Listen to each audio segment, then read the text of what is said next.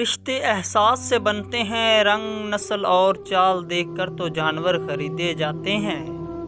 اس سوچ اور انتظار میں کہ دوسرا بھی تو اچھا ہو، ہم ہی ہمیشہ اچھے کیوں بنیں؟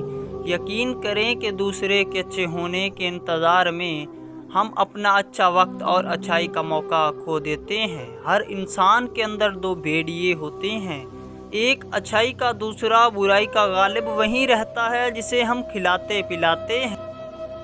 ایک عمر برتنے کے بعد میں نے یہ جانا کہ عورت موم ہے یا پتھر، اس کا فیصلہ وہ خود کرتی ہے۔ کسی دوسرے شخص کو اسے موم یا پتھر کا خطاب دینے کا حق نہیں ہوتا۔ وہ خود چاہے تو محبوب کے اشاروں کی سمت مڑتی رہتی ہے، اور پتھر بننے کا فیصلہ کر لے تو کوئی شخص بھکاری بن کر بھی اس کی ایک نگاہ نہیں پا سکتا۔ زندگی آخر کار رلا ہی دیتی ہے، پھر چاہے ہم اپنے ماں باپ کے کتنے ہی لاڈلے کیوں نہ ہوں۔ شریف عورت جس سے ایک بار جڑ جائے بس پھر وہیں اس کا سب کچھ ہوتا ہے، کسی اور کے ساتھ کا تو سوال ہی پیدا نہیں ہوتا۔ جان دے دے گی لیکن شرک کا خیال تک نہ لائے گی۔